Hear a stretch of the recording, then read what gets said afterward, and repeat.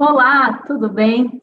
Sou Carla Cristiane Tom Oliveira, juíza federal na 4ª Região e professora, e coordenadora da disciplina de Direito Internacional da SMAF do Rio Grande do Sul.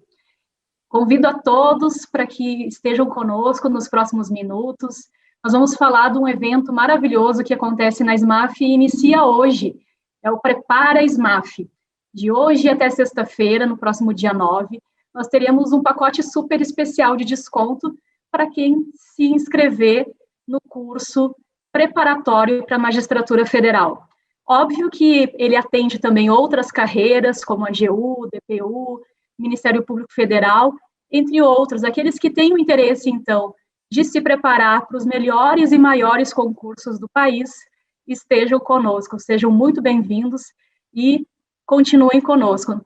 Antes de apresentar os nossos convidados que estão aqui conosco e que são já alunos da SMAF, eu, como ex-aluna, gostaria de me apresentar também, Fui aluna da SMAF, tive sucesso, hoje estou engajada numa vara federal em Santo Ângelo, no Rio Grande do Sul, e tenho a felicidade de exercer a magistratura. É muito importante, que vocês se sintam realizados, estejam na carreira que você sempre sonhou, e para isso a SMAF tem anos, décadas de história, e está aqui para contribuir para que esse sonho, esse objetivo de vocês se torne realidade. Então, é um pacote especial que durante toda essa semana promocional para quem se inscrever. Então, nós convidamos que vocês estejam bastante à vontade para conhecer nossos cursos nas plataformas digitais e nos canais e redes sociais e se integrem. Nós temos um excelente corpo docente, professores que não só são membros da magistratura e exímios professores nas suas áreas de atuações, mas também estão aqui para colaborar e contribuir com a sua experiência para o sucesso de vocês. Estamos todos engajados para falar a respeito, então, da preparação para o concurso. E eu, como ex-aluna, também gostaria de deixar aqui a minha contribuição. Eu comecei estudando, há um bom tempo, e tive esse sucesso. Por óbvio, a gente não passa de primeira, é um dos concursos realmente mais difíceis do Brasil, e a carreira tem muitos desafios. E, para tanto, a gente gostaria de também apresentar a Juliana, o Felipe e a Paola. Sejam muito bem-vindos. Gostaria que vocês falassem um pouquinho a respeito do curso, um pouco de vocês, por que vocês escolheram a SMAF e o que vocês estão sentindo durante as aulas. Olá, pessoal, prazer, me chamo Juliana, sou monitora aqui do curso preparatório da SMAF, já estou no 2º semestre do curso, sou advogada, sou de Uruguaiana, aqui no interior do Rio Grande do Sul, mas moro em Porto Alegre. Eu escolhi a SMAF por saber e conhecer pessoas que também já são magistrados e que passaram pelo curso, fizeram o curso, por ser um curso com uma base muito sólida, um corpo de professores muito capacitado, e principalmente, como eu disse, por ter já esse feedback, as opiniões de pessoas que já passaram em concursos muito difíceis e que estudaram com a escola. Então, acredito que tudo isso dá muito respaldo ao método de ensino da SMAF. Fui na confiança e agora estou completamente satisfeita. Meu 2º semestre aqui na escola já. Posso falar, então? Bom, olá a todos, me chamo Felipe Alves Brandão, eu me graduei ano passado em Direito na Fundação Escola Superior do Ministério Público, tenho 22 anos e eu optei fazer o preparatório na SMAF, junto com a especialização, porque eu conversei com uns amigos e também me indicaram bastante o curso pela excelência e também pela instituição ser muito reconhecida, na preparação para diversos concursos. Então, foi um ponto bem positivo na escolha de seguir depois da faculdade com a SMAF. Acho que é isso.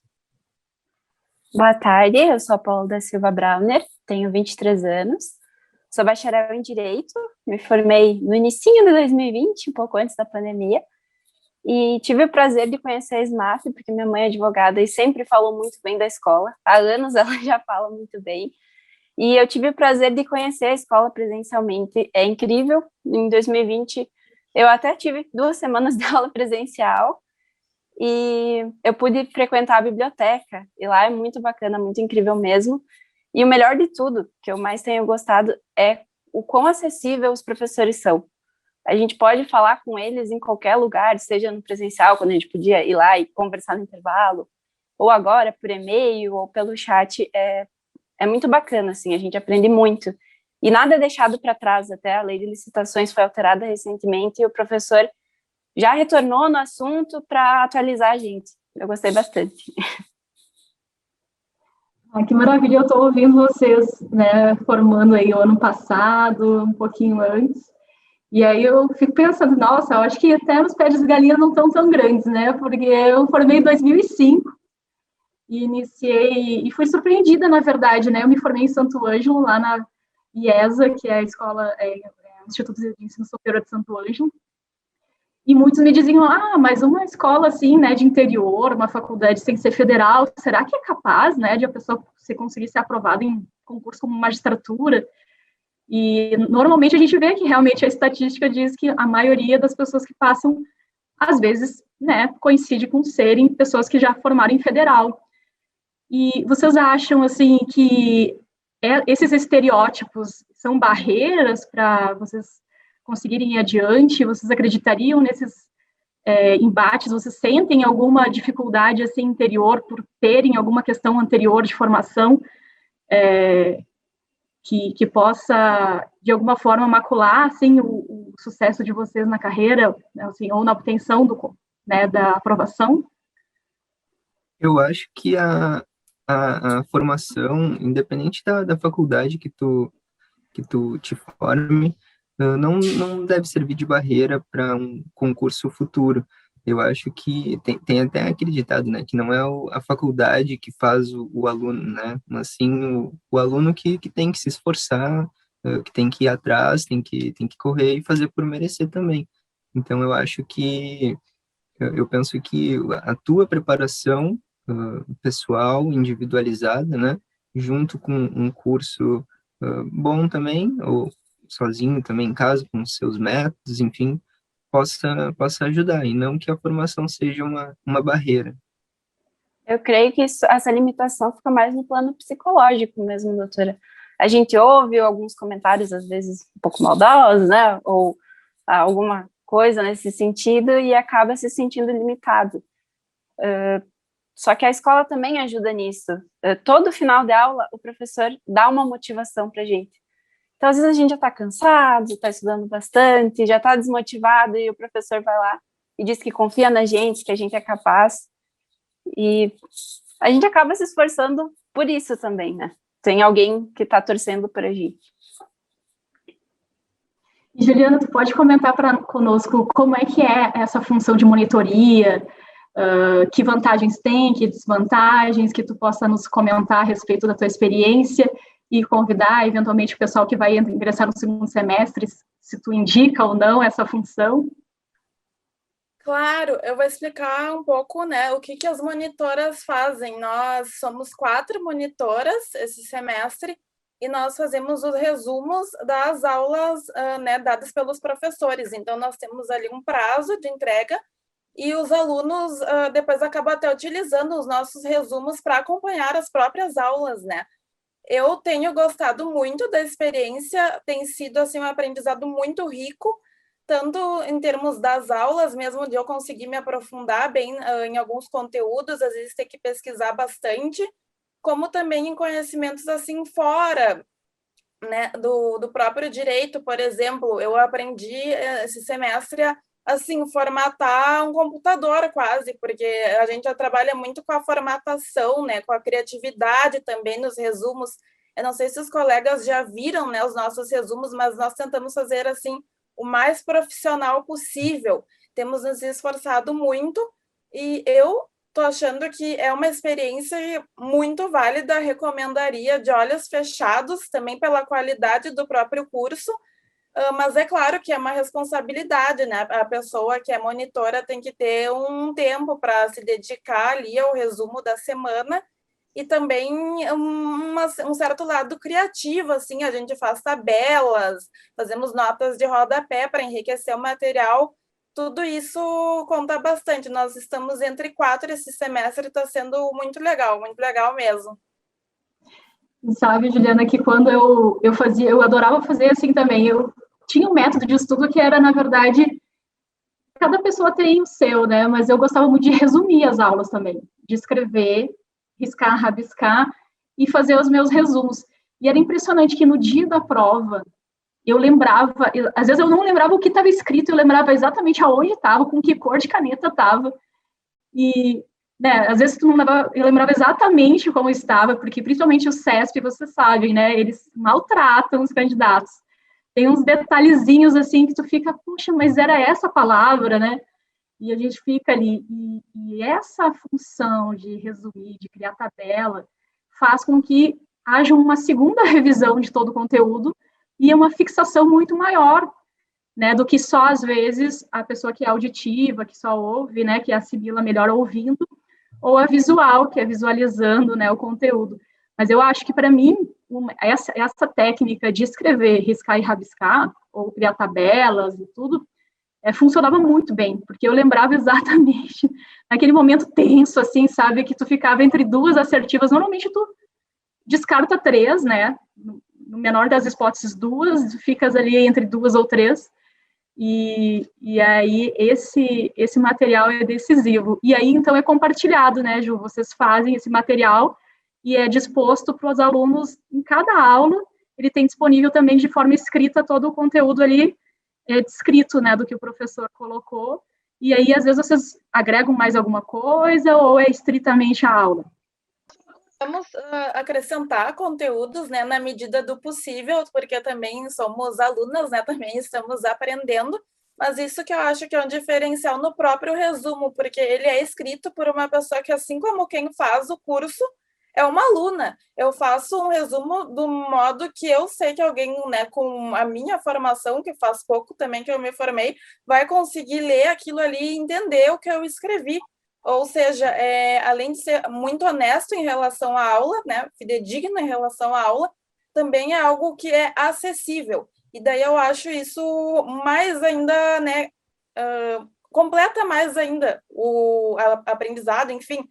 E nós tentamos, às vezes, trazer mais julgados, algumas vezes tentamos também fazer algum gráfico diferente, algum organograma, tabelas, porque tudo isso ajuda na visualização dos colegas, né? E usando como nosso próprio método de estudo. Eu sei que tabela, por exemplo, é uma coisa que funciona bem para mim, então procuro fazer bastante tabelas nos resumos, porque sei que aquilo ali é algo que visualmente a pessoa grava, ajuda bastante, né? Como tu mesmo comentou. O que vocês acham? Não sei, o Felipe e a Paola, se vocês têm algum método mais visual também que vocês gostam de usar para gravar os... Eu sou muito visual. Durante as aulas, eu também sou acostumado a fazer resumos. Às vezes preciso pausar, voltar a aula para anotar, porque eu sou muito visual e preciso estar anotando.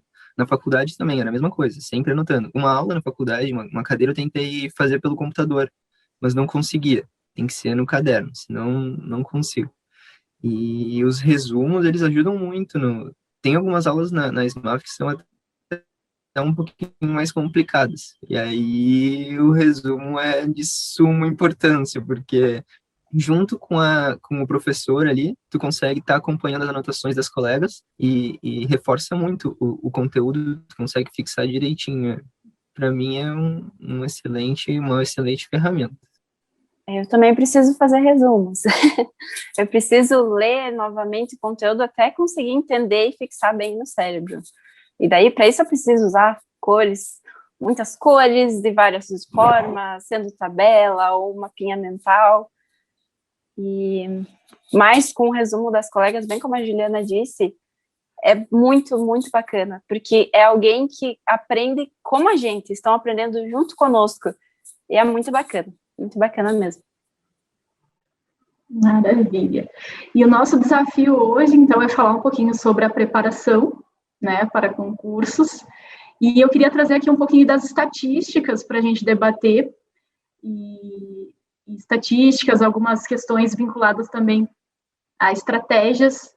E aí eu ia pedir para nós compartilharmos uma tela, ver se é viável para a gente começar o debate, o nosso bate-papo, e que todos se sintam muito à vontade, então, para fazer questionamentos, perguntas, interagir, dizer de que forma vocês sentem, né, o impacto dessas estatísticas, e a gente pode, então, conversar melhor e ter essa possibilidade de trocar algumas ideias a partir de dados específicos, né, que possam contribuir para a gente, eventualmente, ter dados assim mais concretos para avaliar, né, a forma de planejamento dos estudos e também estratégias, porque a gente sabe que, né, eu não sei, eu gosto muito de assistir séries, né, a gente assiste várias, né, Roma, a gente assiste outras de guerra, né, Primeira e Segunda Guerra Mundial, teve também os Vikings, né, não sei se o pessoal assistiu, mas é bacana porque justamente tu vês que, na verdade, nem sempre quem está ali dedicado com o maior número de homens vai vencer a guerra, né? A gente sabe que quem estuda melhor o campo de batalha e entende como é que o seu adversário age, normalmente tem maior sucesso. E aqui, da mesma forma, se a gente conhece a fundo a nossa prova, se a gente sabe qual é exatamente a dimensão do nosso desafio, muitas vezes a gente vai ter um melhor desempenho na estratégia ao nos prepararmos para esse desafio. E eu quero ver, vocês estão conseguindo visualizar a tela? Estão? Então, maravilha. Então, aqui são nossos convidados, Felipe Alves Brandão, Juliana Mendes e a Paula Brauner. Então, fiquem muito à vontade, tá, para nos interromper e, eventualmente, questionar. Então, nós vamos começar com as estatísticas. Depois, eu acho que sem estatística a gente não consegue planejar, que é essa dimensão que a gente precisa ter do tamanho do desafio, e desmistificar, às vezes, algumas questões que a gente possa ter. E eu indico aqui, tem um livro que chama Juiz Federal, um dos concursos mais difíceis do Brasil, do professor Alexandre Henry, que é magistrado federal, e eu tinha muito essas questões, né? Mas será que o número de horas que eu estou estudando é suficiente? Será que a minha idade é a ideal? Será que eu sou muito novo ou sou muito velho? Será que se eu trabalho 8 horas por dia, o tempo que eu tenho disponível é suficiente para passar num concurso como esse? Será que o cursinho é melhor ou a parte de estudo em casa é essencial? Qual é o número de horas que as pessoas estudam em regra que passam? Quais carreiras, né, que o pessoal que está dedicado, às vezes já passou em outras carreiras, tem se dedicado para fins de, como, digamos, concurso anterior de passagem para a magistratura. E essas questões todas ele traz, né, as estatísticas, até, às vezes, muitas mulheres que têm filhos, ou homens que já são casados e têm filhos, ficam se questionando, poxa, mas é que eu já tenho menino, será mesmo que eu conseguiria, né, conciliar?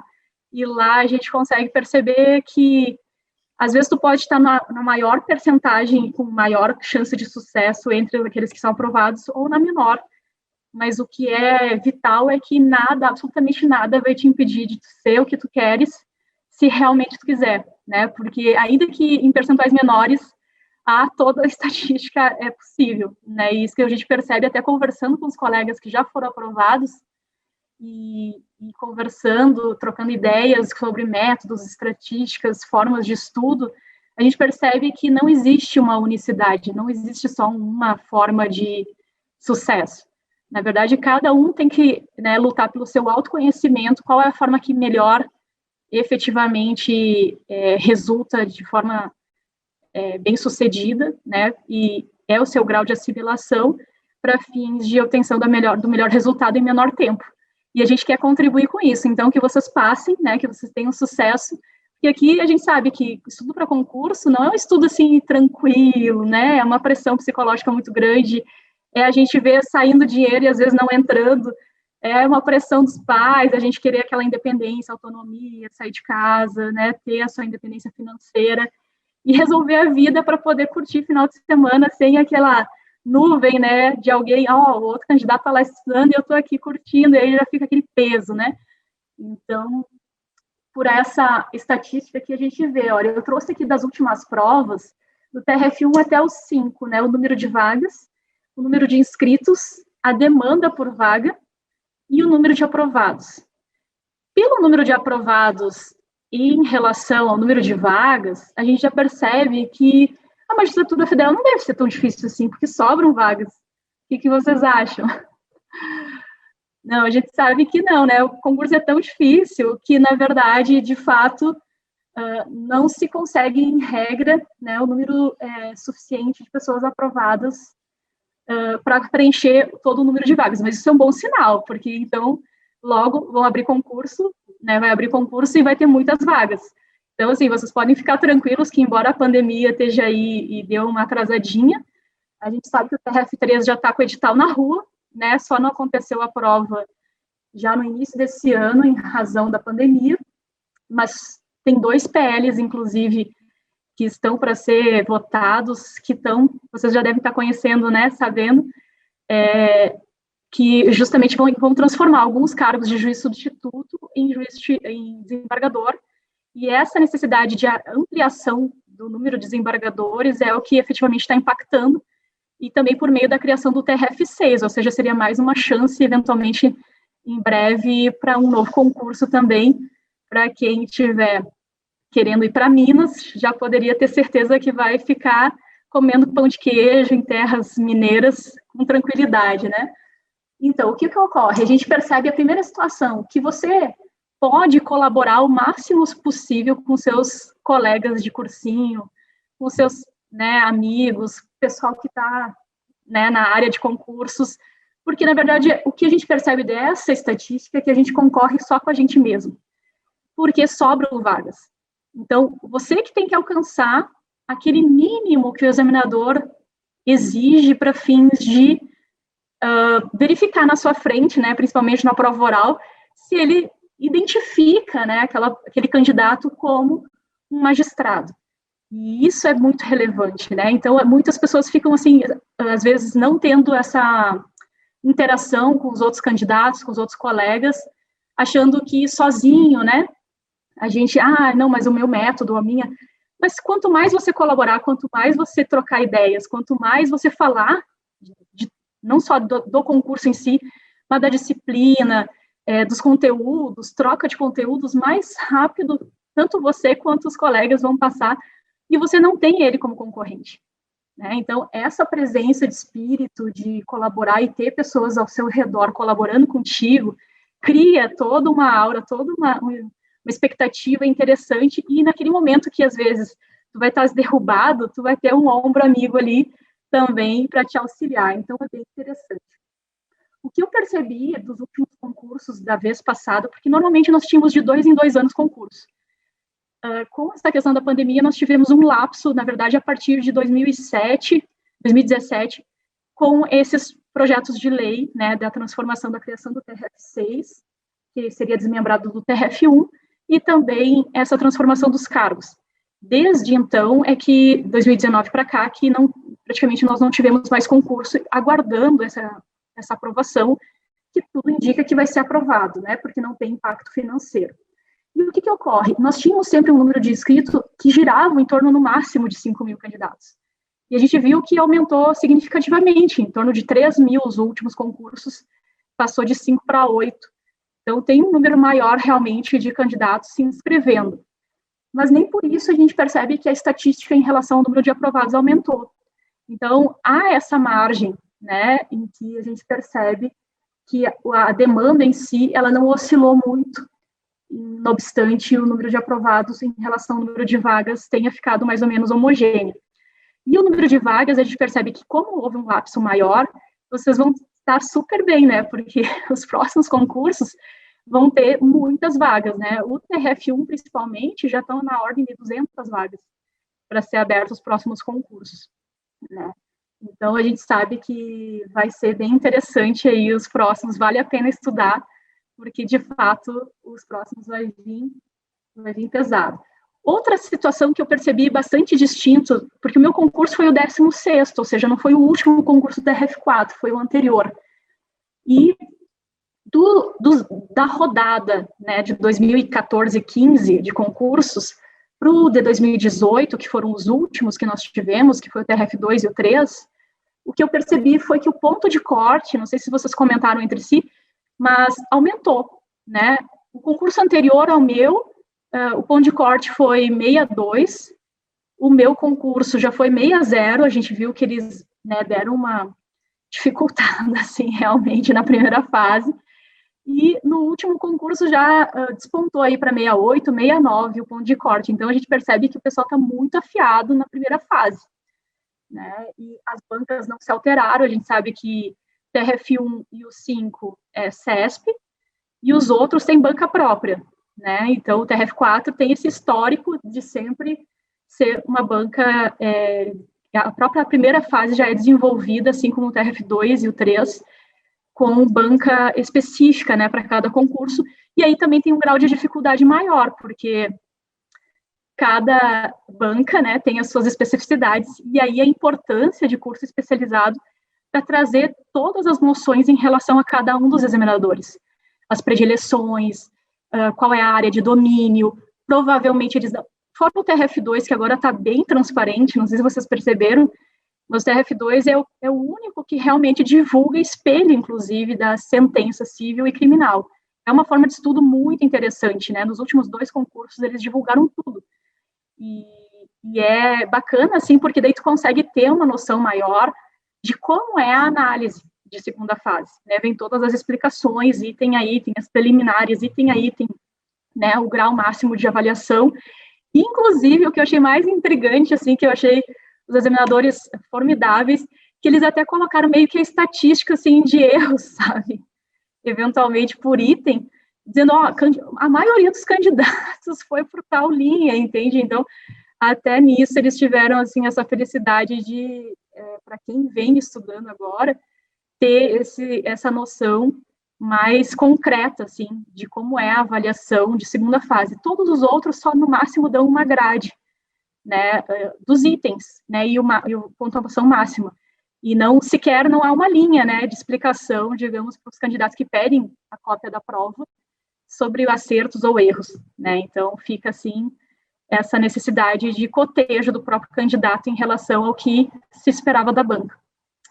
E em relação, então, à prova objetiva, se a gente perceber, fazer um cotejo entre a nota, né, da prova, das provas em geral, do primeiro para o último candidato, não há praticamente, assim, não sei se vocês percebem, normalmente quando a gente estuda, a gente quer ser 100%, né, a gente quer acertar tudo, a gente faz estatística para acertar 100% da prova, só que na magistratura, o que eu percebo, principalmente não só na primeira fase, mas nas demais fases, praticamente a gente tem que se preparar para o mínimo, sabe? Preparar no sentido do mínimo, assim, claro que a gente vai se esforçar para fazer o máximo, né? A gente vai lutar para conhecer e assimilar tudo. Entretanto, a gente tem que ter como expectativa algo que, entre o primeiro e o último candidato aprovado, não estou nem falando dos reprovados, né? Que é a imensa maioria, é um ponto, normalmente, na média ponderada das notas. Entende? Então, assim, digamos assim, se tu for o máximo do, tipo assim, do estudo possível, que tu for primeiro lugar em tudo, tu vai ter um ponto na dimensão em relação ao que se posicionou em último, né, candidato.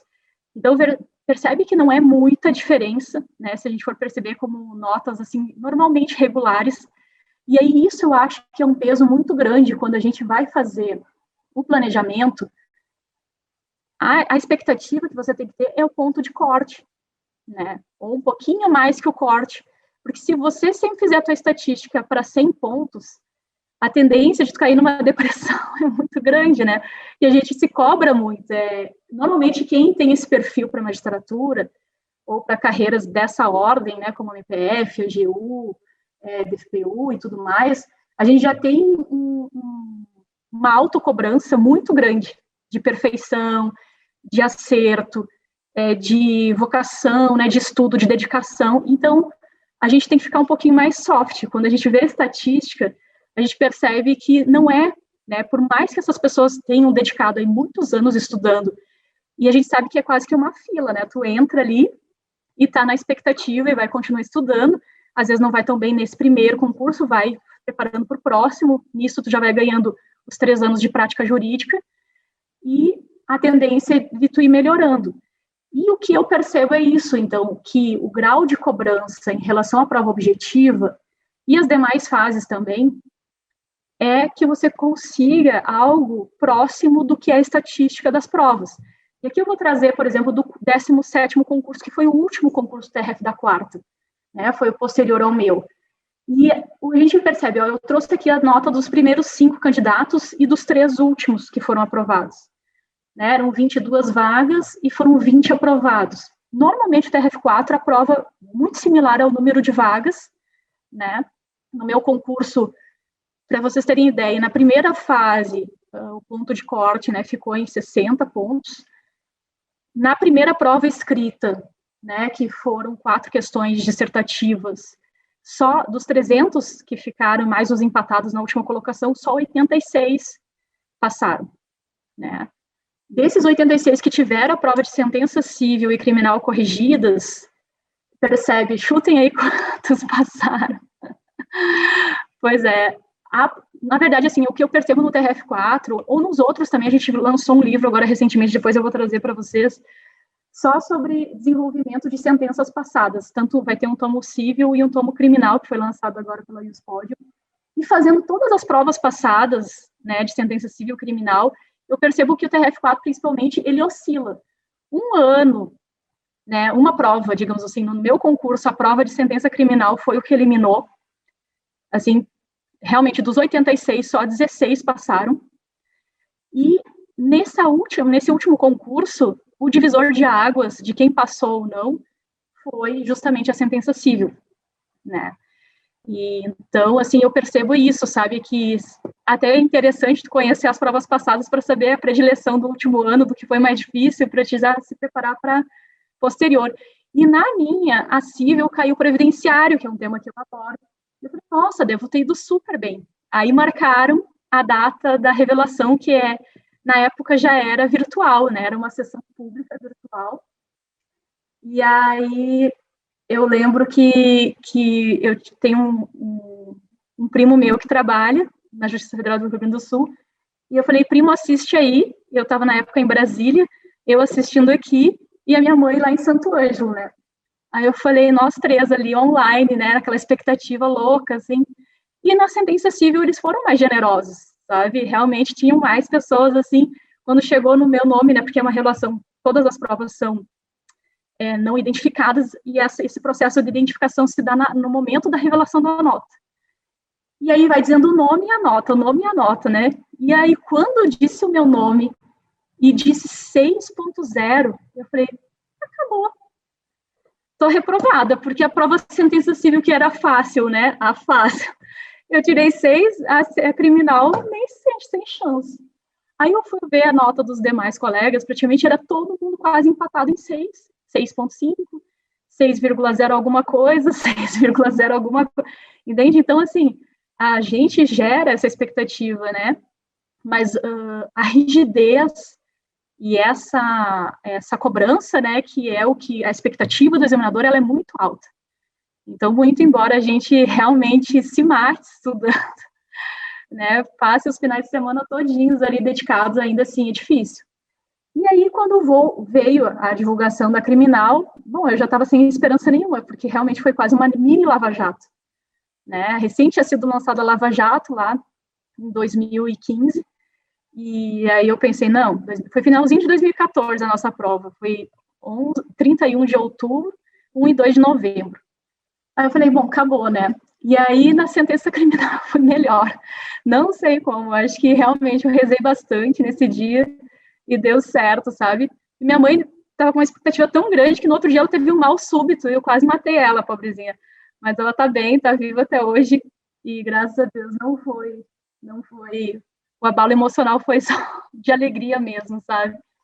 E é isso que eu percebo, na verdade, essa expectativa que a gente tem, e aí se tu for ver o 18º, 19º e o 20º candidato, percebe que a sentença criminal, em tese, foi até as notas mais baixas em relação à cível, porque a cível, nesse último concurso, a gente esteve trabalhando com eles, e pelo estudo da banca, quando a gente fez o curso de elaboração de sentenças pela SMAF, praticamente a gente deu o gabarito, porque eu comecei a pesquisar, porque quando a gente é candidato, a gente acha que vai tudo cair, e a gente não tem talvez esse feeling tão claro do que é que o examinador vai colocar, porque ele não vai colocar, provavelmente, algo que já é corriqueiro, né, dificilmente, ele sempre vai ter uma cereja do bolo, alguma coisa que o distingua, né, naquela prova de inédito, de alguma situação de jurisprudência e tal. E aí, analisando todos os precedentes do desembargador Orvalli, eu vi que tinha um único precedente nos últimos 2 anos de pesquisa da jurisprudência dele, que ele não era ele o relator, mas na turma de composição dele, e que foi para a Corte Especial, tinha uma situação inédita, que era o dano moral coletivo. E aí eu pensei, vou fazer um exercício de ação civil pública com dano moral coletivo para o pessoal treinar, porque pode ser que venha. E não foi o que caiu. E realmente, assim, então, dá alegria para a gente quando a gente consegue ter essa possibilidade de auxiliar, e porque quem foi para a prova já conhecendo o tema, tira 9, tira 8.2, 8.3. Mas, realmente, quem nunca tinha visto, tu fundamentar algo da cabeça, né, que não existe disposição expressa, é fruto de jurisprudência, é bastante difícil. E isso que eu gostaria de mencionar para vocês. Se preparem para o que vocês não conhecem. Desenrolar situações que vocês não têm contato.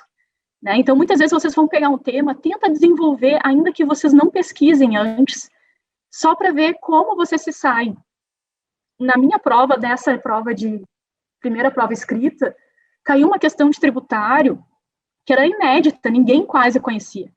E eu fiquei patinando nela, eu li ela, falei, meu Deus, não sei por onde começar. Aí pulei para as próximas, desenvolvi as outras, deixei por ela para o último. Eu pensei assim, não, eu tenho que fazer, eu tenho que responder, porque se eu não responder, eu perdi a prova. Né? E aí eu peguei o código, fui lá, era PIS, COFINS, com uma série de situações, sabe?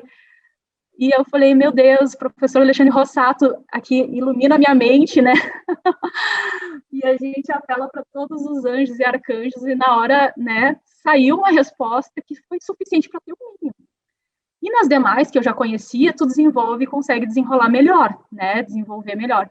Então, assim, tenho essa tranquilidade em saber de que, se vocês não conhecem, provavelmente muitos dos demais candidatos também não conhecem. E se você desistir da prova, o examinador não vai ter, assim, nenhuma boa vontade em tentar te dar uma nota que você mesmo não se esforçou para tentar ter, né? Então, faça o máximo, ainda que tu não conheça o tema, né, para tentar buscar essa nota, nem que seja a mínima possível, sabe? E desenvolve todas as linhas. Nós temos 60 linhas na primeira prova escrita. Se tu tiveres, demonstra conhecimento, vai para o gênero, né? Do gênero tu vai desenvolvendo questões intermediárias para demonstrar conhecimento e dá uma pincelada para dizer que tu não esqueceu ou fugiu do tema, né? Ainda que tu não conheça, né? Dá uma tentativa ali para tentar resolver a situação. Então, o que eu percebo também, pela média final, se vocês verificarem, claro, a prova oral, ela normalmente não reprova, a maioria das pessoas tem muita, eu sei que depois que foi estudar para a prova oral, a gente percebeu que o segundo maior medo do ser humano é falar em público, né? O primeiro é a morte, e o segundo vem, e normalmente a gente tem esse desafio da prova oral. Mas o que eu percebo da prova oral, que dificilmente, a não ser que a pessoa realmente trave, ou aconteça alguma situação de, né, faltar a prova, alguma situação muito drástica, é raro as reprovações, né, principalmente na magistratura federal. Então, eu diria, né, se pela estatística, pelas notas estatísticas, os percentuais, digamos, de reprovados na primeira fase, a primeira fase é a que mais reprova. Se tu perceber, entre 6 e 8 mil candidatos, vão sobrar 300, né, na ampla concorrência, e os empatados na última posição, E nessa última rodada de concurso, fora o TRF1 e 5, que foram bem mais remotos e ainda não tinha essa questão de reserva de vagas, nos últimos concursos TRF2, 3 e 4, tiveram reserva de vagas para deficientes e negros. E isso fez aumentar bastante o número de aprovados para a segunda fase, né? E a gente vai perceber aqui que eu vou trazer para vocês essa situação. E aí o que acontece? O que eu percebi foi essa dimensão diferente da vez passada, que no meu concurso ficavam só 300 e mais os empatados. Nessa última rodada, nós tivemos muito empatados em negros e deficientes, que aumentou mais de 100 provas a serem corrigidas da segunda fase. E isso fez com que demorasse ainda mais a prova oral, né? Então, o tempo de preparação entre a sua aprovação na sentença civil e criminal até a data da oral é muito grande. Então, você vai ter tempo de sobra para se preparar e não se preocupar tanto. Então, eu diria, se eu fosse mencionar uma estratégia de prova para a primeira, eu diria, foque na primeira e na segunda fase, né? Nessa parte do planejamento dos estudos, tendo essa estatística em mente, que o maior nível de reprovação é a primeira fase, e em segundo grau, a primeira prova escrita, né, que é o grosso das pessoas que vão, né, digamos assim, ser reprovadas, porque normalmente na sentença civil e criminal vai ser aprovado um número muito similar ao que é o número de vagas, né? Raro foram os concursos que aprovou mais e foi para oral, para reprovar na oral. E vieram concursos antigos, acho que o professor Gerson Godinho vai comentar com vocês, que no concurso dele acho que foi bastante reprovado na oral. Alguns concursos bem específicos que tiveram essa dimensão que atualmente não é mais digamos, estatisticamente o que ocorre. Então, eu diria, foco para planejamento de estudo, primeira e segunda fase. Dificilmente, entre a primeira e a segunda, você vai ter tempo suficiente para estudar para a segunda, se você não viu nada, você nunca fez uma sentença, entende? E o estudo para cada fase, né? Qual o método melhor, qual é a estratégia. E eu acho que não só é importante a dimensão do estudo em si, mas essa estratégia desse equilíbrio emocional que todos precisam ter para conseguir, porque a gente sabe, eu não sei se vocês começaram agora, mas o estudo para concurso, pelo menos pela estatística, inclusive do professor Henry, a gente sabe que não menos que 3 anos, né, de preparação para um concurso dessa ordem. Raro, muito raro, os casos que antes, né, da emenda 45, que não exigia os 3 anos, que alguém passava porque já vinha se preparando ao longo da faculdade.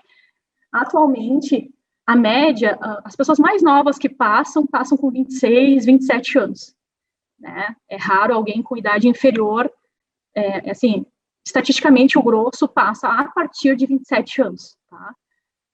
Então, percebe que se vocês têm 21, 22, acabaram de formar ou 23 anos, a tendência aí é vocês terem essa perspectiva de médio prazo, né? Não longo, mas médio, de 3 ou um pouquinho mais anos até a aprovação de vocês. Então, não adianta, às vezes, não é como uma corrida de 100 metros, que tu vai dar todo o gás e vai estar ali e já vai estar, né, na porta de entrada, na linha de chegada. Tem que haver esse equilíbrio emocional, digamos, essa paciência até com o grau de assimilação ao longo do tempo, para que vocês tenham essa tranquilidade interna, que vocês não estão fora da curva, que esse é o processo natural, que a maioria das pessoas, né, demanda esse período. E como é um concurso realmente que o conteúdo programático, tu passa uma lauda, passa 2, passa 3, ele não acaba, né, e não acaba só para você, é para todas as pessoas, então, realmente demanda que mentalmente você já se planeje para ficar um tempo, né, estudando e dedicado, e se às vezes alguma questão financeira impactar, alguma outra questão que te incomode impactar, procure solucionar para que quando você sentar para estudar, isso não te atrapalhe, né, para que isso não seja uma pressão muito forte e às vezes tire essa mentalização do que é a meta, que é o estudo em si. Né? Quando você sentar para estudar, você realmente esteja de corpo, mente, tudo equilibrado ali, dedicado efetivamente para o estudo, né? Sem estar algo te martelando ali, poxa, mas eu preciso isso, eu preciso aquilo, ou, né, tem coisas que vêm para bem, né? Às vezes querer ter a independência financeira é interessante, é algo que te motiva, é algo que te faz querer mais, mas não pode ser um mínimo tão grande que tu esteja ali afogado, né? E aí te impeça de, às vezes, ter acesso ao cursinho, ter acesso a materiais que você precisa para alcançar o seu sucesso. Então, às vezes, é preferível fazer um plano intermediário, de passar num concurso intermediário, né, para você ter um pé de meia, ter condições de viajar, né, pagar hotel, porque às vezes nem sempre todo mundo vai fazer só na sua cidade o concurso, vai ter que ter o deslocamento, né, Uruguaiana é bem pertinho de Porto Alegre, né, para fazer a prova, né, Ju? Então, assim, tem que atravessar o estado para poder fazer a prova, e é hotel, é passagem, é inscrição, tudo é caro, são 5 fases de concurso.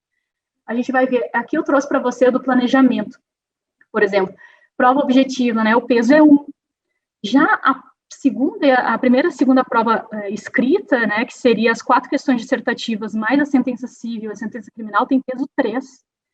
Então, percebe o peso enorme da segunda fase, né? Muito embora a primeira fase é a que mais reprova estatisticamente, a segunda fase ela vai ser decisiva para a sua aprovação e a sua classificação no concurso. Se tu vais voltar para a Uruguaiana, mesmo querendo, né, Ju, para escolher, ou se tu vai poder escolher, digamos, dentre todas as varas disponíveis, em primeiro lugar, qual que tu preferes morar, né, para exercer a jurisdição já de começo. Então, muito embora, enquanto candidato, a gente às vezes não está tão preocupado, depois, quando tu passa, aquilo se torna um peso grande, né, porque vai ser decisivo para a escolha de vaga, inclusive, não só para a classificação no concurso. E a prova oral, então, peso 2 e os títulos peso 1. E aí a gente sabe que o curso que vocês estão fazendo aqui junto à SMAF é excelente, né? Porque é meio ponto, já que vocês têm nos títulos, né? Que o curso, então, se for optar pela pós-graduação, já vale, então, meio ponto para fins de prova de títulos. E aí tem um rol, né? Que disciplina, então, essa parte das provas de títulos. E, inclusive, para desempate, justamente a prova escrita de novo, que é o desempate, para ver o peso dela. Então, ela é muito... Então, assim, vale a pena, realmente, já desde a primeira fase, né, nessa primeira rodada de estudos, vocês terem a preocupação, né, de desenvolver algumas sentenças, de assimilar como ela funciona, de ter as técnicas e, né, ir já assimilando que essa é uma atividade que vai ser para o resto da vida, provavelmente, né, quando vocês forem aprovados. E aí eu trouxe aqui a estatística, digamos, as datas das provas dos últimos concursos, por exemplo, do TRF da quarta. Teve uma diferença muito grande da minha para esse último concurso, né? E eu percebi, analisando os demais concursos que ocorreram por último, que essa é uma realidade. E por isso que no planejamento de vocês, eu indicaria, né, analisando os últimos editais, que a primeira e a segunda prova, né, elas têm um lapso de tempo de 2, no máximo 3 meses. E dificilmente, se você já não começou a estudar sentenças antes, ou desenvolver alguma atividade antes, você vai conseguir, em 2 meses, 2 meses e meio, ter, principalmente no TRF4, se o seu objetivo é o TRF4 hoje é a prova mais extensa de todas as 5 regiões. Esse livro que nós lançamos, eu analisei dos colegas que fizeram, porque a gente quis um colega magistrado federal que passou efetivamente no seu regional, que desenvolvesse não só a prova que passou, mas as últimas 4 provas, né? Porque senão a gente voltaria muito no tempo e ia pegar provas anteriores a 2010, e aí o CPC já não era o mesmo, né? Muita regra diferente. Então, por isso que a gente fez esse corte de 4 provas. E aí, o que eu percebi? Do meu concurso era muito, assim, rápido. Por exemplo, a segunda fase foi em novembro, 1 e 2 de novembro, e em final de dezembro já entrou recurso, janeiro, saiu a grade definitiva, em 40 dias era prova oral. Então, assim, muito rápido. Essa era a tendência da vez passada, dos concursos passados.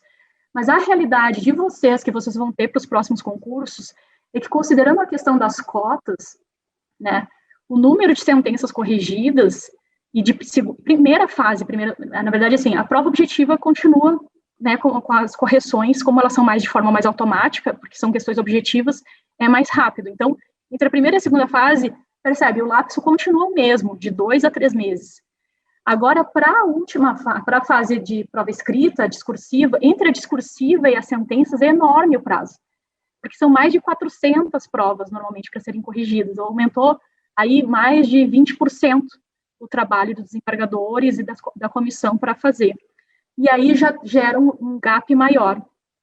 E para a prova oral, então, deu um ano, se a gente perceber, se vocês perceberem ali, ó, de agosto de 2016 até 28 de julho de 2017, foi um ano para a preparação para oral. Então, por isso que eu diria, a estratégia, né, de planejamento, o interessante seria vocês focarem na prova objetiva e na segunda fase. Tá? E aqui no edital também do TRF3, que foi o último que aconteceu, também de outubro, 14 de outubro de 2018, quando foi a realização da última prova de sentença criminal, para a convocação para oral, foi mais de um ano. Não, quase um ano, né? De outubro para agosto, quase um ano. Então, tenham essa dimensão em mente em relação, né, na hora de fazer o planejamento de vocês, focarem naquilo que é essencial, até porque o tempo é realmente escasso e quanto mais vocês dedicarem, mais chances de sucesso mais rápido. E aí, terem essa tranquilidade em relação ao oral, porque nós vamos ter sempre cursos muito específicos para essa fase, e quem passa normalmente na sentença, dificilmente já não tem bagagem para a banca da oral. Claro, são estratégias, aí são, né, questão de audiofonia, questão de outros treinamentos específicos que a gente faz para fins da prova oral, né, de simulação e tudo. E também hoje já tem livros, né? Eu vou trazer depois para vocês livros específicos para preparação para oral. Então, preparem-se. Né? A primeira questão que eu ia tratar aqui em relação a... Não sei se vocês já criaram um script específico para preparação, né? Ou se vocês vão... não, vou me formar, vou fazer o cursinho, que daí eu vou ter uma dimensão geral, uma revisão geral de todas as disciplinas, e aí vou conseguir assimilar melhor alguns conteúdos, porque a gente vem realmente da faculdade com algumas dificuldades. É natural a gente ter um professor ou outro que a gente se agrada muito, que a gente gosta, a gente tem uma predileção por determinadas disciplinas, e aquelas que a gente não gosta muito, fica ali, já vê que tem aquela dificuldade, mas, tipo, sempre empurra, né? Não, deixa para estudar amanhã. E aquele amanhã é depois de amanhã e não chega. Né? Então, o que eu percebo é isso. Então, essa questão do autoconhecimento, por exemplo, vocês saberem se vocês têm esse cunho protelatório, se vocês realmente não, eu sou muito, assim, técnico, né, eu vejo que eu tô com essa dificuldade aqui, eu já vou içando de logo, né, procuro material, estudo mais e resolvo a situação. E tem quem é procrastinatório, né, sabe que o problema tá ali, mas tipo, faz de conta que não existe e vai levando. Então, a gente tem que também se autoconhecer, saber se tu és muito nervosa. Eu tinha colegas de concurso que a pessoa passou tão mal na véspera que ela não conseguiu fazer a prova, de tão nervoso, sabe? Então, às vezes, tinha que tomar medicação, né, para conseguir chegar na prova. E aí já chegava, percebe, a prova ela já está pronta, normalmente uma semana antes. Né? Então, assim, independentemente do teu estado de espírito, emocional ou psicológico, ou até, digamos assim, de saúde, a prova já está pronta. Então, assim, o grau de dificuldade já está posto ali, independentemente da situação que tu vai chegar na prova. Então, essa tranquilidade, né, em relação a tu fazeres o máximo antes, e ir tranquilo, né, dizendo, não, tudo que eu pude fazer eu fiz, né, com a consciência tranquila, para sentar no dia da prova e dizer, não, eu vim aqui de corpo e alma, e é isso que eu vou, né, me encaminhar. Então, esse autoconhecimento, se tu precisas, né, de uma preparação prévia, algum reforço psicológico, algum apoio emocional. Muitas pessoas, né, preferem, né, porque o estudo para concurso, ele é um pouco antissocial, né, a gente deixa, né, parentes, a gente deixa festa de aniversário, a pandemia ajudou muito vocês nesse aspecto, né, que não tem festa, não tem tantas coisas, né, sociais concorrendo, mas a regra geral, né, numa vida comum, normal, é que tu tenhas que abdicar de muitas coisas para poder estar dedicando. Às vezes tu tá ali estudando, mas tu estava querendo, né, tá com o namorado, tá saindo, tá fazendo um passeio, tá com a família e tudo mais. Então, esse autoconhecimento também em relação a essas cobranças e internalizar como você funciona, né? Se eu dedicar aqui meio turno na semana para lazer, o resto da semana eu vou estar super bem empolgado, então vale a pena, às vezes, tu parar meio turno, aproveitar tudo, porque daí tu vai tranquilo, sabe? E quando você realmente sentar para estudar, você vai estar absolutamente relaxado, tranquilo e dedicado para aquilo. Quando tu tens uma autocobrança muito grande em relação a alguns aspectos de alguma coisa que não ficou bem resolvida, eu não sei, eu preferia parar, resolver aquilo, e daí quando sentar, efetivamente tá tranquilo. Então, cada pessoa tem uma possibilidade, né, assim, de se autoconhecer, e esse processo de estudo é muito importante, esse autoconhecimento, porque a gente tende a culpar, né, mas eu não estudei porque tal pessoa me chamou, eu não estudei porque tinha que fazer tal coisa, não estudei porque me faltou tal situação. E a gente percebe isso, sabe, que essas bengalas que a gente usa, na verdade, são questões que a gente não resolve consigo mesmo, né, porque tu tens autonomia sobre a tua própria vida, sobre o teu próprio tempo, e normalmente você vai ter que saber administrar, porque para todos são 24 horas. Tem, claro, pessoas que têm já filhos, já tem uma questão mais familiar, mais pesada, impacta, mas tudo vai ter que ser negociado, porque senão, ou você não tem esse objetivo de passar na magistratura, mas se você tiver ele, você vai ter que administrar as outras áreas da vida e fazer com que os demais entendam que aquele tempo é dedicado para aquilo, né? Então, senão, às vezes, vai ficar uma autocobrança eterna, você vai se frustrar porque você vai ficar batendo na trave, não vai conseguir, às vezes, ter o sucesso que gostaria, e vai culpar, às vezes, outras questões, né, que são aleatórias e que realmente não são decisivas, porque, né, para todos que passam, o que eu percebo é isso. Tem um colega, o Vitor, né, que o bebê deles tinha nascido há 7 meses, ou seja, no curso da prova, nas fases do concurso. Então, assim, eu vi, sabe, que o bebê ainda, nas 24 horas do sorteio da prova oral, ele não dormiu junto com o pai. Eu acho que o pai estava tão pilhado estudando, e eu acho que a criança sentiu tudo, entendeu? Eu estava lá junto, e eu lembro que eu passei tudo que era material que eu tinha. Não, Vitor, estuda aqui, pelo amor de Deus e tal. E graças a Deus todo mundo foi aprovado, que foi pro oral, né? Mas, assim, a gente não sabe que desafios tem o colega, entende? Mas todos ali estão abrindo mão de alguma coisa, sabe? Então, essa questão de se resolver com os seus próprios problemas, com a sua realidade, nada realmente vai te impedir se realmente você queira. Então, essa organização dos demais setores da vida, né, financeiro, familiar, amoroso, é importante, né? A gente sabe que o número de casados, a tendência de passar é maior, porque já está mais estabilizado ali, né? Não está na noite, né? Outras questões concorrendo, né, Felipe? Mas, assim... E essa questão também do estilo de aprendizagem, né? Então, o Felipe é mais visual, né? Eu acho que foi, né, Paola? Eu acho que não, Juliana e Paola são mais sinestésico, né? Que é essa parte mais escrita, sensorial, de você simular até às vezes mentalmente, né? Os exemplos, escrever, reescrever, rabiscar.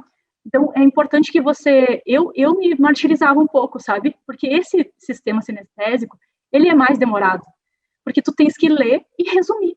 E eu falei, poxa, mas tem colega meu que é muito rápido, ele pega um livro de 500 páginas, no final de semana ele destrói. E eu falei, gente, eu para resumir 500 páginas não dá, é mais 100 por dia, assim, estourando, assim, sabe? E aí eu ficava, poxa, mas eu vou demorar muito para passar. Mas se esse é o método que funciona para mim, se eu só ler e não fizer nada, rabiscar, resumir, eu não vou lembrar. Então, será que vale a pena? Né? Então, assim... Se esse é o método que funciona para você, não olhe para os colegas, porque, sei lá, cada pessoa tem o seu dom, o seu talento, a sua habilidade, e não vai, né, impactar decisivamente para a reprovação ou não, talvez demore um pouquinho mais. Mas quando você for para as demais fases, como eu fui, meu impacto maior era a primeira fase, eu tinha uma dificuldade, eu não tenho muita facilidade em decorar, né? Então, assim, eu leio uma vez, eu não necessariamente visualizo como Felipe e decoro, né? Eu preciso fazer essa assimilação. Mas quando eu fui para a segunda fase, eu passei em tudo. Quando eu fui para oral, eu já passei de primeira. Entende? Então, teve colegas que reprovaram, às vezes, 2, 3, 5 vezes. Até no nosso concurso, teve um colega que reprovou 7 vezes na segunda fase.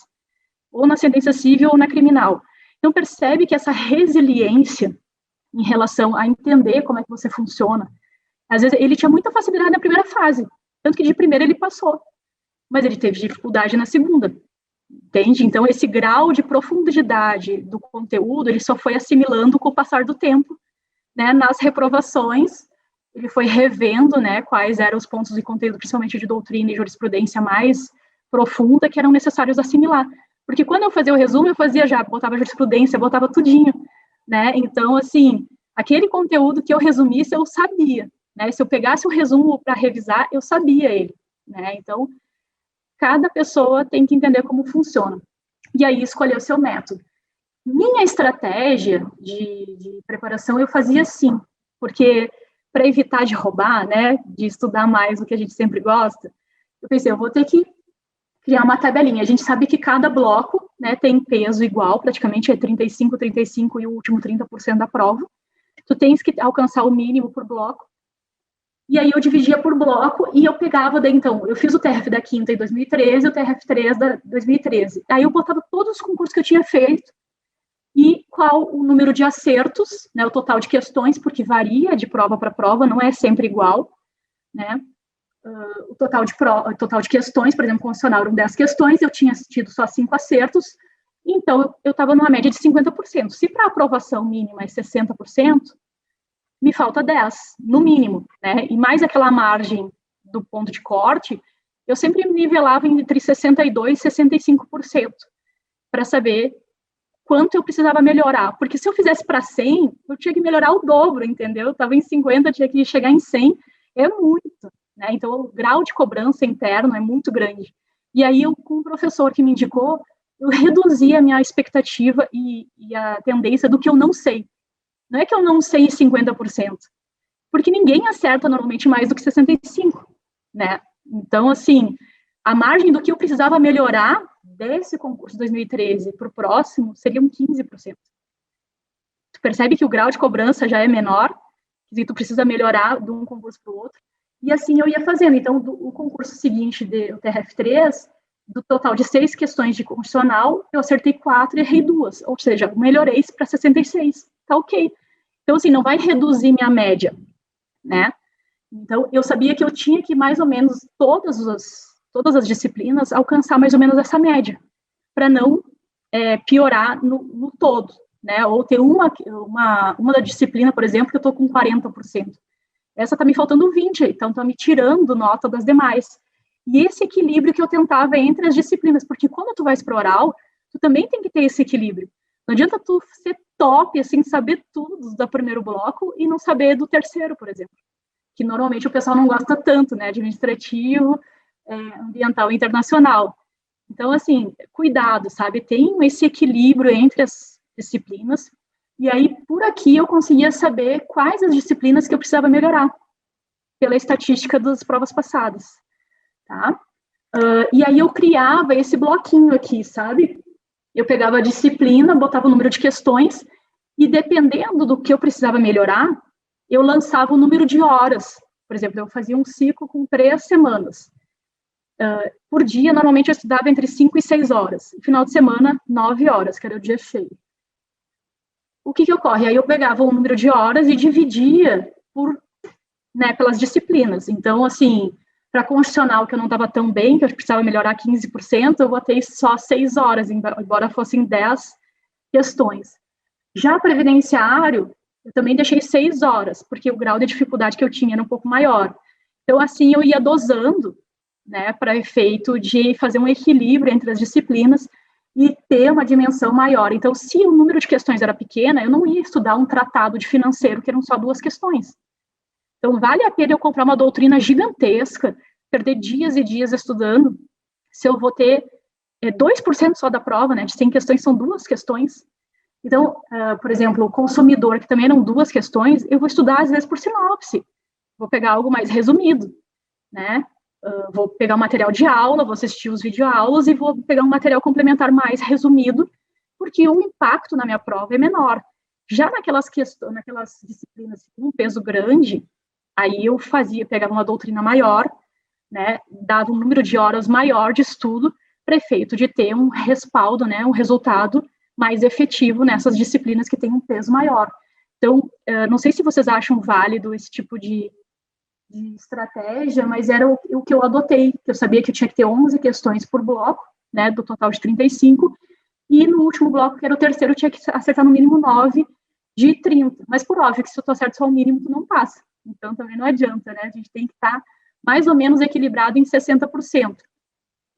E aqui, ao longo, né, Porque o que acontece? Eu comecei a estudar lá em 2005, né, me formei em 2005, e o que aconteceu? Eu fui surpreendida no final de 2005 com a emenda 45, né, que aprovou a questão dos 3 anos de prática. Eu falei, eu vou fazer outros concursos. E aí comecei a fazer outros concursos e passei para agente penitenciário federal, que era uma carreira do Ministério da Justiça, e que era o primeiro concurso que existiu nessa área. Eu passei em outros concursos, banco, tudo que veio eu fui fazendo, sabe? Eu fiz o da Receita Federal, fiquei por 2 questões, depois no outro ano abri o auditor do Ministério do Trabalho, fiquei por uma, né, bati na trave, e eu falei, eu vou continuar fazendo. E aí, como eu fui aprovada nesse, tinha um salário razoável, eu falei, vou começar. E o que eu vi? Então, eu comecei, quando tu começa a trabalhar, tu não consegue ter mais o mesmo ritmo, né, de estudo. O número de horas cai, e aí o grau de esquecimento, né, porque tu não tá todo dia, o cotidiano ali, revisando e vendo e analisando e estudando, é maior. Então, tu estuda um número menor de horas por dia, e o teu grau de esquecimento cada vez é maior. E eu me cobrava muito, assim, no sentido de, se eu estudei o conteúdo, eu tenho que saber, né? E aí me apresentaram esse gráfico aqui, e aí eu vi que estava tudo errado, porque eu daí eu me dediquei ao concurso, né, eu assumi em 2006, eu só consegui voltar realmente a estudar em 2011, né, que eu parei de novo, saí da função que eu tinha, que eu fiquei um tempinho em Catanduvas, no Paraná, né, na Penitenciária Federal de Segurança Máxima, lá em Catanduvas, e um ano praticamente dedicada, e aí teve uma seleção por currículos, eles me colocaram para assessorar na parte jurídica o diretor da penitenciária, e aí eu recebi um convite para trabalhar com o diretor-geral do órgão aqui em Brasília. Aí vim a Brasília para passar 30 dias nessa assessoria, e era um projeto bem legal, que era o PRONASSE, o Programa Nacional de Segurança Pública com Cidadania. E ele, não, Carla, só quero que tu rode o Brasil inteiro e levante dados para mim do sistema carcerário e estadual. Aí fiquei um ano praticamente viajando o Brasil todo, coletando dados, visitando os estabelecimentos e tal, e analisando e auxiliando também no sistema federal, que foi a implantação, na época até, o doutor Sérgio Moro, né, que era o juiz em Curitiba, era o nosso juiz corregedor. Aí tive a oportunidade de conhecê-lo, ele auxiliou muito nós na implantação do sistema federal, de criar regimento interno. O doutor Nivaldo Brunoni também, fabuloso, né, nos auxiliou muito nessa parte toda da execução penal, né, federal, e regulamentação de disciplina, a parte do DPU também, que nos auxiliou no regime disciplinar dos presos e tudo mais. Então, foi uma experiência, apesar de eu estar numa carreira absolutamente distinta do judiciário, tinha um contato muito forte com o judiciário, né, e aí foi bastante válido. Aí eu vim a Brasília, fiquei dedicada primeiro nesse início com o diretor-geral, e depois ele me indicou para ser coordenadora geral de recursos humanos, né? E aí também toda a parte de direito administrativo dos servidores, desde a posse até a parte de estágio probatório, eu vi na prática, né, no cotidiano. Então foi bastante interessante. Rodei também na parte de licitações. E aí, por fim, eu fui dedicar para o sistema federal um tempinho, e os últimos 3 anos, que aí realmente eu decidi, não, eu vou voltar para a magistratura, que é o que eu quero. Mudou a direção geral, mudou todo mundo. Eu falei, não é isso que eu quero para minha vida. Eu vou. E aí tem males que vêm para bem, né? Tu sabe que às vezes Deus coloca uma pedra que é para justamente na hora tu não entende, assim, tu fala, poxa, agora fechou a nuvem aqui, tá tudo preto. E aí, na verdade, eu pensei, o que eu sempre quis, né, ser? Então, sempre quis ser a magistratura, né? Então eu vou voltar para o meu foco, que sempre foi a magistratura, e aí pedi para sair do cargo, voltei a ser base da pirâmide, como diz o pessoal, né, no executivo, e vou dedicar porque eu quero. E aí fui para a corregedoria, né, que era vinculada ao gabinete do ministro da Justiça na época, e aí então fiquei trabalhando com PAD, né, processo disciplinar, e sindicância, e com isso eu tinha contato com convênios, com essa parte de licitação, com toda a parte administrativa, que eu não deixava de estar estudando também, né, e hoje eu vejo quão válido e quão seguro eu consigo ter a dimensão de processos que eu estou analisando, que eu estou hoje numa área civil, né, na magistratura, a minha vara é civil, e eu trato de todas essas questões, né, que vêm, né, às vezes alguma suspensão de licitação, leilão, todas essas questões disciplinares de servidores, de parte de vencimentos, gratificações, que me deu também, e eu trabalhei com toda a parte previdenciária, né, também dos servidores, que me ajudou na sentença civil, por incrível que pareça, no meu concurso. Então, nada é por acaso, sabe? Quando vocês verem, né, sentirem alguma pedra no caminho, pode ser o trampolim. Aproveitem. E aí eu via que essa questão da curva do esquecimento, e esse foi o maior nó. Porque quando eu, em 2011, falei, não, chega, agora eu vou estudar para o que eu quero. Eu fiz em 2012, abriu os primeiros concursos. E eu fiz do TRF4 60 pontos de cara na primeira fase. Eu falei, poxa, maravilha, eu comecei a estudar agora, fiz 60, ponto de corte, era para sempre foi 60. Eu falei, beleza, já vou comprar o curso da segunda fase, é isso mesmo. E aí, não, o ponto de corte ficou em 62, pensa a frustração, né? Aí, isso 2010, desculpa. 2012, eu fiz de novo, estudei esses 2 anos dedicada, daí abri mão do cargo, tudo fiz. E eu fiz só 58 pontos na primeira fase. Aí eu caí em depressão. Eu falei, como assim? Eu estudei, abri mão de cargo, fiz tudo, tô estudando que nem uma louca e tal. Final de semana, quase acabei com o namorado, noivado, tudo, e... e como assim, né? Falei, fui pior, 58 para 60, né? Queira ou não, 2% que é decisivo. E aí o que mais tinha pontuado tinha feito 64 pontos. E o ponto de corte ficou em 62, praticamente. E eu falei, não, tudo bem, não falta tanto. Mas aí o que eu fiz? Eu falei, vou conversar. Aí conversei com alguns magistrados que tinham sido aprovados, conversei com alguns colegas que eram professores na área de estratégia de concurso, e ele me apresentou essa tabela de esquecimento, porque eu não tinha o hábito de revisar, né? E eu não tinha consciência que a pessoa realmente, não é porque ela não tem o QI, né, digamos, na dimensão do que os primeiros colocados chegam, a gente sempre acredita que o nosso QI é menor que os demais. Não, então, assim, eu percebi que não, era a maioria das pessoas que aprovam em magistratura, em concursos difíceis, tem ali 2, 3%, que é um QI acima da média, e a gente tem alguns gênios na carreira, mas a maioria são de pessoas que são dedicadas, que estudam muito e que conhecem essa curva de esquecimento e estão constantemente revisando. E aí muitos colegas me perguntaram depois, mas como é que tu fazia? Tu estudava toda uma disciplina, tipo, todo constitucional, depois todo administrativo, depois todo civil. A maioria das pessoas que aprovam, elas fazem como eu fazia nesse ciclo de estudo. Conciliava aqui, ó. Por exemplo, segunda, pega constitucional, terça, previdenciário, quarta, administrativo, ou faz 2 disciplinas por dia, né, ou concilia durante a semana. E essa estratégia que a SMAF aplica, de ter uma disciplina por dia, é interessante por isso, porque toda semana você vai estar revisando o que aprendeu na semana passada, né, então revisando aqueles conteúdos e assimilando novos, sabe? Então, eu acho que essa estratégia para fins de evitar e minimizar essa curva de esquecimento é estar constantemente em contato com todas as disciplinas. Pelo menos pelo que eu conversei com os colegas aprovados e da experiência que eu tive comigo mesma. E depois, quando eu tive esse embaraço durante o concurso, né, de 2012 para ser aprovado em 2014, o que eu alterei na minha estratégia foi as revisões. E aí eu colocava todo sábado e domingo, né, sábado o dia inteiro, só revisar tudo aquilo que eu tinha visto durante a semana. Né, então, rabiscava aquelas partes mais importantes. E no domingo, que é um dia mais soft, que às vezes a gente já tá meio morto, né?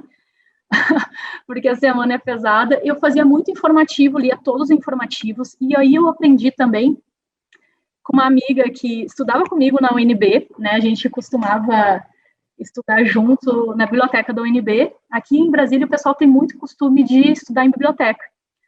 E aí o pessoal vai para a UNB e fica lá, né? Abre 7, vai até meia-noite, e o pessoal tá lá. E aí ela me disse, assim, nós estudando e tal, e quando ela foi aprovada, eu falei, mas Bia, como é que você fazia o estudo de informativos? Ela, cara, eu imprimia, né, na época, assim, a gente não tinha tantas questões online, assim, tanta facilidade, mas ela pegava e imprimia os últimos 2 anos, o ano em curso, né, tipo 2021 e 2020, e ela não fazia, porque assim, o Dizer o Direito é maravilhoso, mas ele é muito extenso, né, então tem que ter muito fôlego para conseguir ler tudo. E aí ela pegava e imprimia o informativo por temas do próprio site, do Supremo e do STJ, e imprimia, e ela lia várias vezes, entende? Porque fica bem mais resumido. E o que ela fazia? Ela pegava aqueles artigos que sempre vinham repetidos e destacava e marcava no código. Súmulas que eram recorrentemente destacadas já circulava e destacava.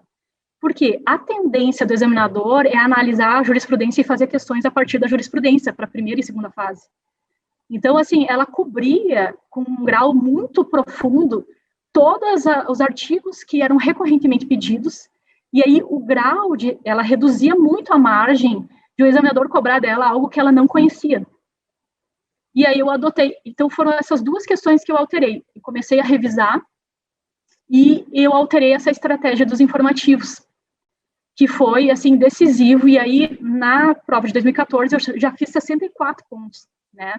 Então, fiquei com margem tranquila, que o ponto de corte foi 60, fiquei com 4 pontos acima e deu certo. E aí, tendo esses percalços todos ao longo da minha caminhada, que eu falei, eu não vou guardar para mim, né, eu vou tentar facilitar o caminho e reduzir o número de pedras no sapato de quem vem agora, né, depois de mim, para assumir aqui a magistratura. E aí, essas questões das estatísticas que eu fazia, eu peguei e lancei esse livro do Mapeando o Edital junto com alguns colegas, todos são magistrados federais, cada um na sua área, e a gente traz toda essa estatística. A gente analisa, por exemplo, eu faço a parte de direito internacional, consumidor e econômico. E aí tu vês, assim, que é muito diferente de disciplina para disciplina. Se eu te disser, não, estuda X% lei seca, X% doutrina, X% jurisprudência. E o que eu percebi fazendo análise de todas as provas, porque 2012 foi decisivo na minha vida, né, vocês sabem. Eu falei, bom, tudo bem que eu resvalei agora, mas na próxima eu não vou. E aí eu peguei todas as provas daquele ano, que tinham tido nos últimos 2, uma prova de cada tribunal, e analisei questão por questão, item a item, de onde foi tirado. Se era doutrina, jurisprudência ou lei seca. E eu fiz estatística por disciplina daquela prova. Claro que isso vai oscilar de prova para prova, mas assim, eu fiz por prova, e aí eu vi também quais os pontos dos conteúdos que caíam mais. E aí eu não estudava todo o edital, eu estudava aquilo que na estatística tinha maior incidência. E aí isso nós retratamos, então, nesse livro Mapeando o Edital, que a gente traz por disciplina e por ponto dentro da disciplina, né? Por exemplo, direito internacional são 10 pontos. Dos 10 pontos de direito internacional, 40% da prova são 2 pontos, o 4 e o 9. Então, se tu fores para a prova com 4 e 9, e se tu agregar mais 3, ou seja, metade do edital, 5 pontos, tu vai acertar, a tendência de tu acertar é 75% da prova. Precisa estudar tudo? Né? Então, facilita. Não quer dizer assim, vou dar a menção para vocês de que não precisa estudar o resto. Não, porque na prova oral pode vir. Mas tu vai ter mais um ano para estudar para frente para oral. Entende? Então, assim, quanto mais tu tiveres destacado aquilo que tem maior incidência na primeira fase, não que vai te tornar um melhor profissional, que, claro, quanto mais conhecimento tiveres, quanto mais profundidade de tudo tiveres, melhor. Só que a gente sabe que o nosso tempo é escasso, o nosso tempo é limitado, e ao longo da carreira, tu vais, né, ir aprofundando esses conteúdos e tudo mais, e vai se desenvolvendo. Tá? Então, assim, a nossa tendência na SMAF é facilitar o trabalho de vocês até a aprovação. E aí, para isso, então, a gente também lançou um segundo livro que é específico para provas discursivas, todas as perguntas e respostas das provas passadas, já resolvidas com comentários, também toda por magistrados federais.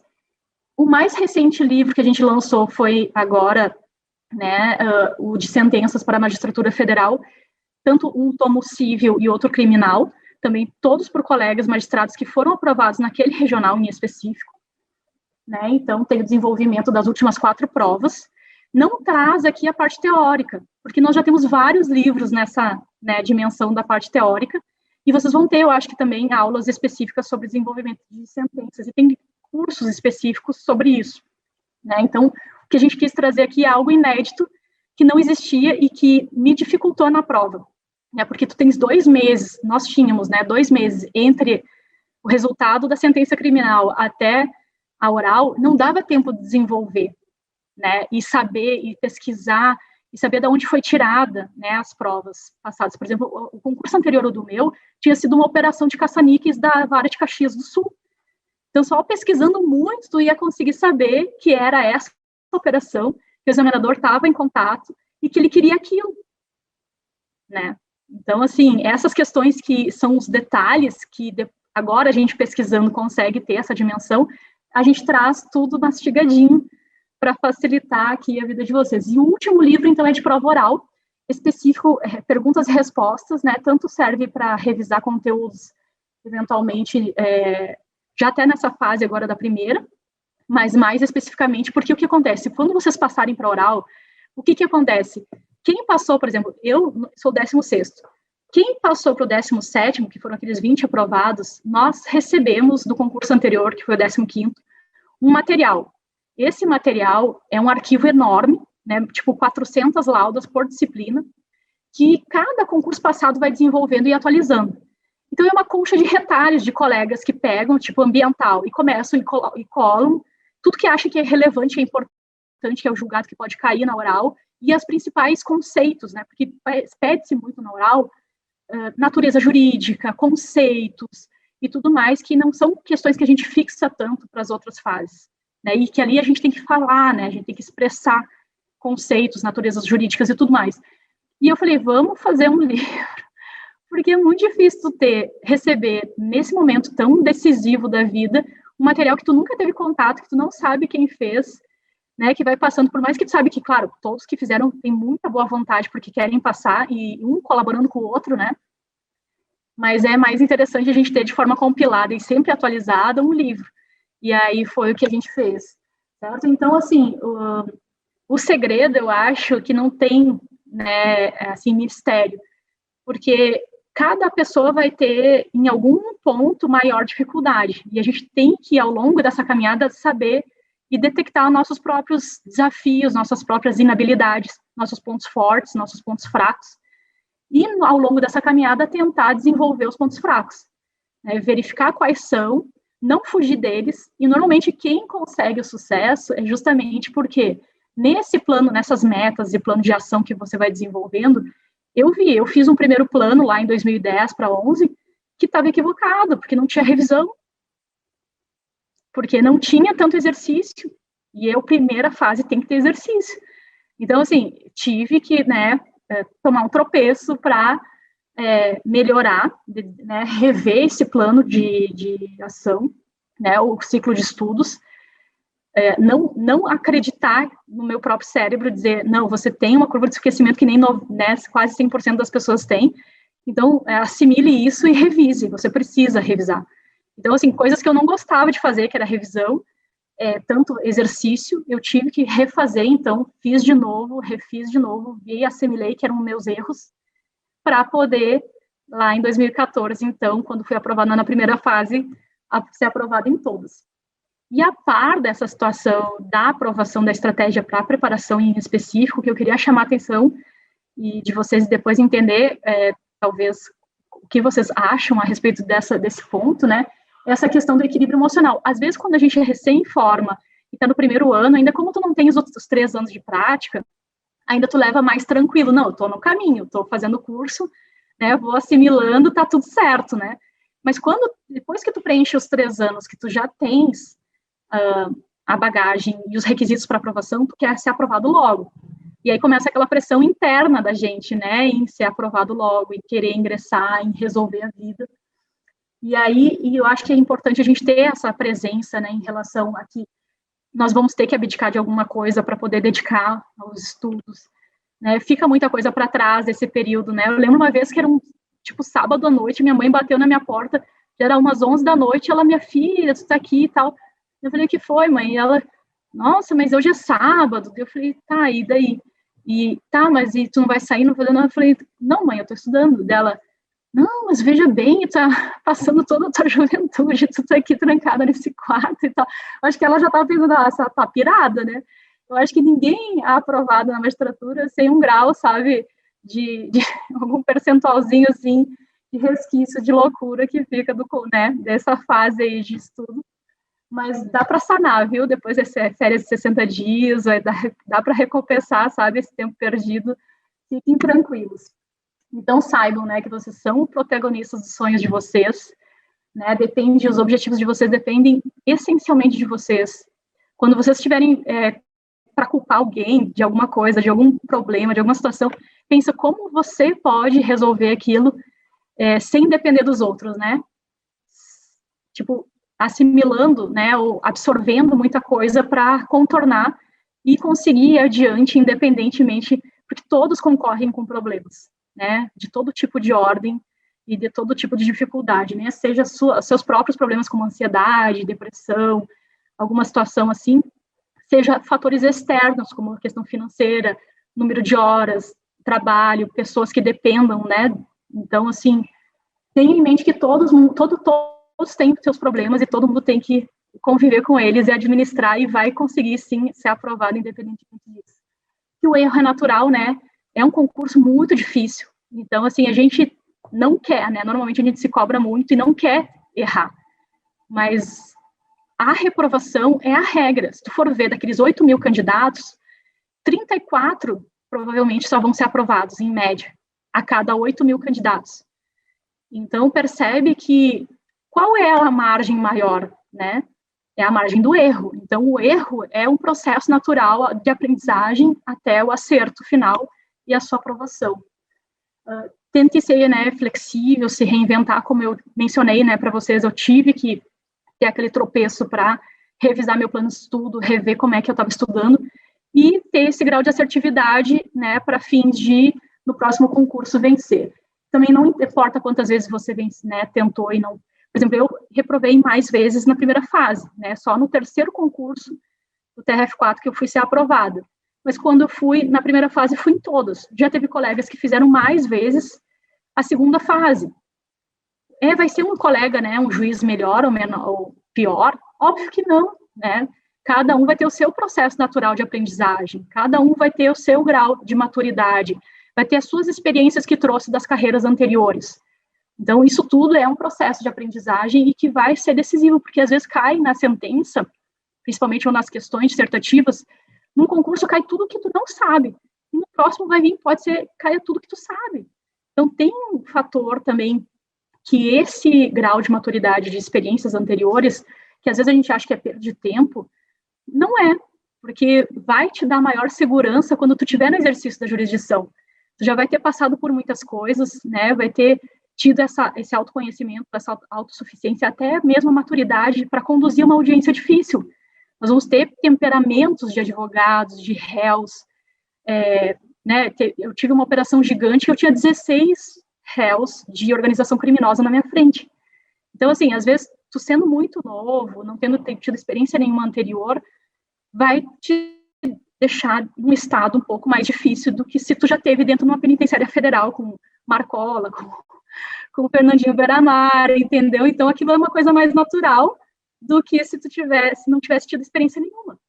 Então, muitas pessoas falam, poxa, mas tu não tem vergonha de dizer que foi agente penitenciário federal? Eu falei, não tenho, entende? Porque, primeiro, eu precisava do dinheiro para me manter e para fazer os concursos, né? Eu não teria condições de me sustentar sem ter um trabalho anterior, né? E essas experiências todas me foram muito válidas, né? Apesar de eu não estar na jurisdição criminal fora agora plantão, que foi alterada a competência recentemente, os processos criminais que eu conduzi, eu tive muita tranquilidade, porque eu já tinha tido muito contato com réus realmente periculosos, entende? Então, assim, tudo é válido, sabe? Se tu tiveres alguma dificuldade, não veja ela como uma dificuldade, veja ela como uma oportunidade de conhecimento, né, para que você consiga ir adiante. O diálogo, então, com a família, com os amigos, tente, né, ser um pouquinho antissocial, mas não totalmente, porque nós vamos ter os momentos de fraqueza, e a gente vai precisar daquele ombro amigo, aquela palavra, né, amorosa, aquela sensibilidade de alguém que está ali no nosso lado. Então, sejam também pacientes com eles, e eles com vocês, para efeito de não, né, de entender que é uma caminhada longa, não é uma corrida de 100 metros, é uma maratona de 42 quilômetros, que às vezes vai levar alguns anos aí pela frente, né, e já assimile essa maturidade em relação ao tempo até a aprovação. E, por fim, a última dica que eu acho que era a decisiva até para mim, que o meu maior inimigo realmente eram os meus próprios pensamentos, né, que a gente tende a pensar, toda vez que alguém é aprovado, eu queria sempre muito saber, né, mas como tu fez, o que tu fez, eu era sempre muito curiosa. Eu falava, não, mas ele deve ser mais inteligente, ou deve ser, né, ter uma experiência melhor, ou ter tido mais tempo, ou poder só se dedicar ao concurso, ao estudo e tudo. mas eu vejo que hoje, na verdade, nada disso me impediria, né, como não impediu. Então, é possível, né, desde que a gente acredite. E, normalmente, quando a gente pergunta para os colegas que foram aprovados, a gente só sabe a pontinha do iceberg, né, que está para fora da água.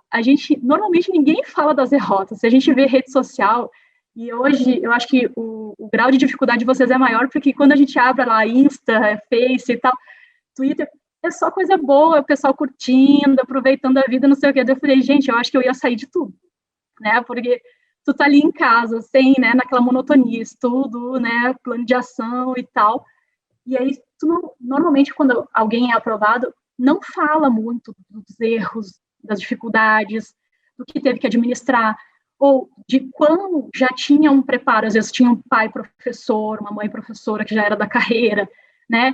Então, cada pessoa tem né, os seus embrólios, as suas superações, e nem sempre tu vai ter tanta intimidade para conhecer tudo que está para baixo, né? Então, não, né, tente sempre entender o teu histórico, a tua vida como um fator único, né, e que você é único, e, portanto, o método que você escolher, aquilo que você se dedicar, você vai realmente ter sucesso desde que você queira muito, né, o principal é você ter foco.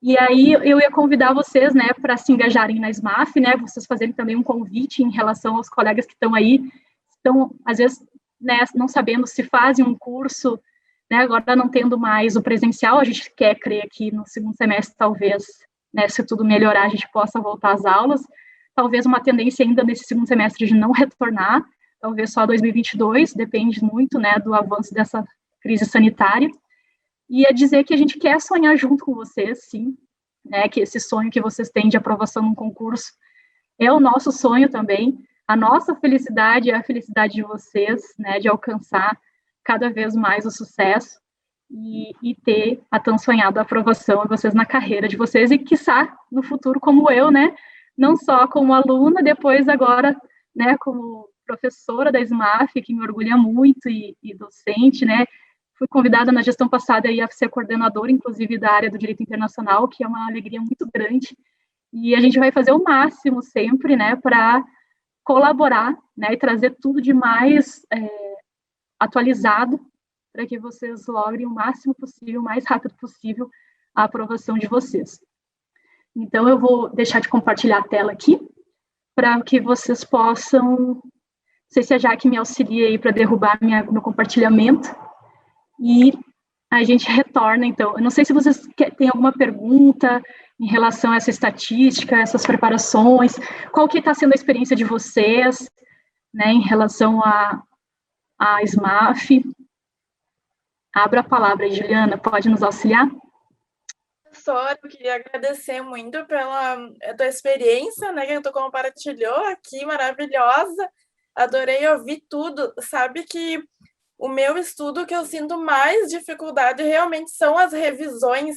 Então, perceber assim, poxa, tu, né, teve sucesso, logrou, teve persistência nesse objetivo, e tu mesmo acabou comentando, poxa, que tinha dificuldade com as revisões, aí eu vejo, não, mas, né, eu não estou no caminho errado, porque uma pessoa que já passou, que já teve sucesso, também sentiu isso durante o período dos estudos. Quer dizer, dá uma esperança, assim. Eu adorei te ouvir, muito obrigada. Eu fiquei muito feliz mesmo, me identifiquei muito com tudo que tu contou. Gostaria também de, né, compartilhar mais ou menos o que eu tenho sentido pela SMAF. Gosto muito do curso. Como a Paola falou antes, é um curso muito atualizado, muito completo. Acredito também que, assim, tem todos os dias, né, aula, então a pessoa precisa realmente estar ali, se dedicar, ter um tempo disponível para as aulas, mas acredito que tem uma base de conhecimento para nós que estamos estudando muito, muito boa e muito forte. Eu recomendaria a todos. Eu também queria agradecer muito a SMAF por essa oportunidade de estar aqui ouvindo a doutora Carla.